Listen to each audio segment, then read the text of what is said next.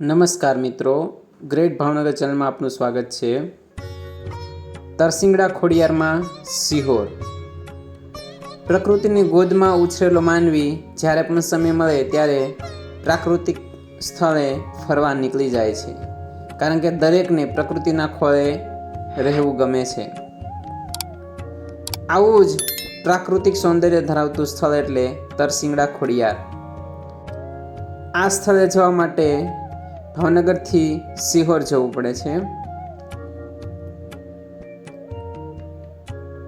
સિહોર જતા રસ્તા પર તમને હરિયાળા ખેતરો નજરે ચડે છે। સિહોર શહેરમાં પ્રવેશ કર્યા પછી ટાણા ચોકડીથી આગળ જતા તરસિંગડા ખોડિયારનો રસ્તો જોવા મળે છે।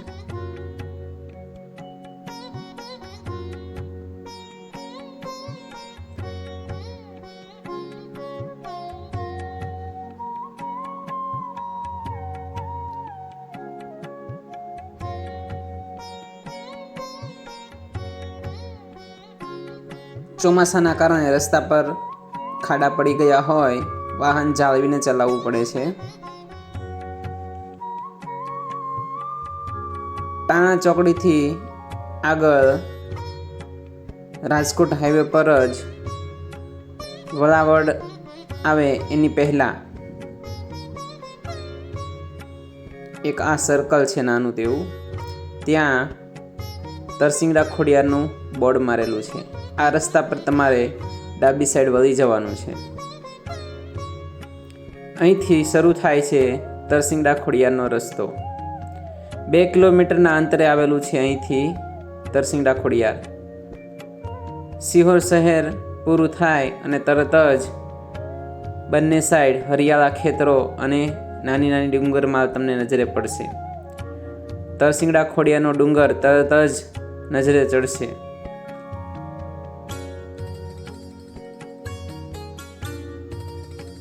હરિયાળા દ્રશ્યોની વચ્ચે રસ્તા પર આગળ વધતા જઈએ એટલે ભૂતા કોલેજ આવે છે।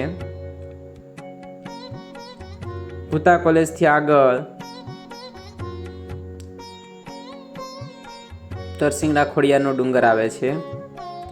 તરસિંગડા ખોડિયારનો ડુંગર સિહોરની ડુંગર માળાનો જ એક ભાગ છે અને સિહોર શહેરથી 2 કિલોમીટરના અંતરે આવેલું આ સ્થળ તેના પ્રાકૃતિક સૌંદર્ય માટે જાણીતું છે। જે પણ લોકોએ આ સ્થળની એકવાર મુલાકાત લીધી હોય છે એ દરેક ચોમાસામાં દર વર્ષે અને અવારનવાર અહીં અચૂક આવે છે, કારણ કે નજીકમાં જ આવેલું આટલું સુંદર સ્થળ હોય, અહીં આવવાનું મન અચૂક થાય।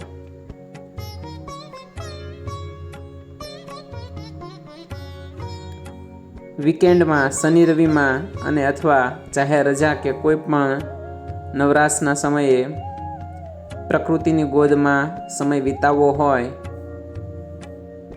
હરિયાળા ખેતરો જોવા હોય તો આ સ્થળ પર્યાવરણ પ્રેમીઓ માટે આદર્શ છે।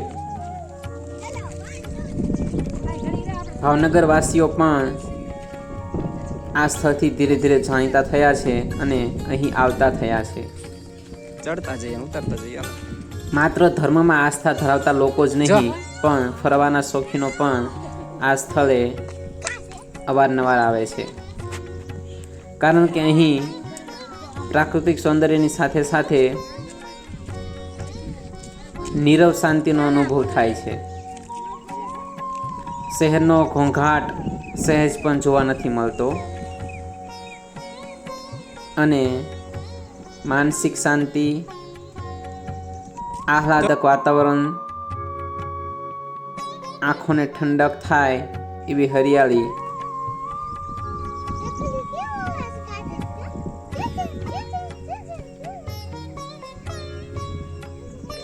ચારે તરફ ખુલ્લું હવામાન હોય, અહીં બેસીને કોઈ કવિ હોય તો કવિતા લખી નાખે એવું સરસ વાતાવરણ તમને જોવા મળે છે। ચોમાસામાં પ્રકૃતિ સ્રોલે કળાએ ખીલી હોય ત્યારે પ્રકૃતિ પ્રેમીઓ અહીં આવતા હોય છે. ધર્મ પ્રેમીઓ દર રવિવારે નવરાત્રિમાં અને મંગળવાર અને મા ખોડિયારને લગતા તહેવારોમાં અચૂક અહીં આવે છે.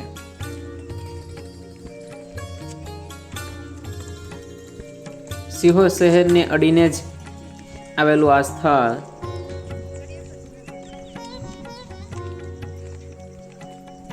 ટૂંકા ગાળાના પ્રવાસ માટે બેસ્ટ છે. અહીંથી તમે સિહોર શહેરનો નજારો જોઈ શકો છો. આ બાજુ સોનગઢ અને તેનું તળાવ કરકોલિયા ગામ, એક બાજુ ગૌતમેશ્વર સરોવર પણ અહીંથી જોઈ શકાય છે. સિહોરની ડુંગરમાળા તો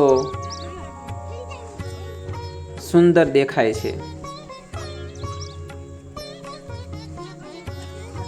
ડુંગર પર ઠંડી હવાની મજા લેતા લેતા વનભોજનનો આનંદ લેવો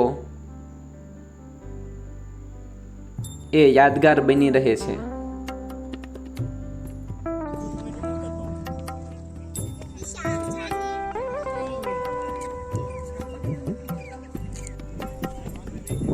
મોરના ટહુકાર અહીં આવો તો જરૂર સાંભળવા મળે છે અને એ મોરના ટહુકાર સાંભળીએ અને આકાશમાંથી વાદળોના ગડગડાટ થાય ત્યારે મન આનંદ વિભોર થઈ જાય છે.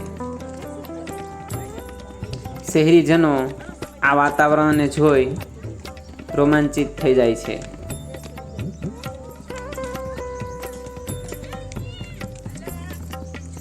ગાઢ વાદળોનું ઝુંડ આવી અને વરસતું હોય, મોરના ટહુકાર સંભળાતા હોય અને આપણે આ પ્રાકૃતિક નજારો જોતા હોઈએ તો ઘડીભર ચિંતા અદૃશ્ય થઈ જાય. સાંસારિક જીવનના બધા જ પ્રશ્નો એક બાજુ મૂકી અને મન પ્રફુલ્લિત થઈ જાય છે. જ્યારે પણ માનસિક શાંતિનો અનુભવ કરવો હોય તો અહીં આવી અને બેસવું જોઈએ. માતાજીના આ સ્થળ પર પ્રકૃતિના પવનની લહેર તમને આનંદનો અનુભવ કરાવશે. મા ખોડિયારના આ સ્થાનકનો ઇતિહાસ લોકોમાં ચર્ચાનો વિષય રહ્યો છે. લોકવાયકા એમ કહે છે કે અહીં ભરવાડ ગાયો ચરાવવા આવતો હતો અને એક ગાય માતાજીની અહીં આવેલી. માતાજીની ગાયને ભરવાડે ચરાવી એટલે માતાજી પ્રસન્ન થયા અને એ ભરવાડને દર્શન આપ્યા. માતાજીના રૂપને એ ગોવા ઓળખી શક્યો ન હતો.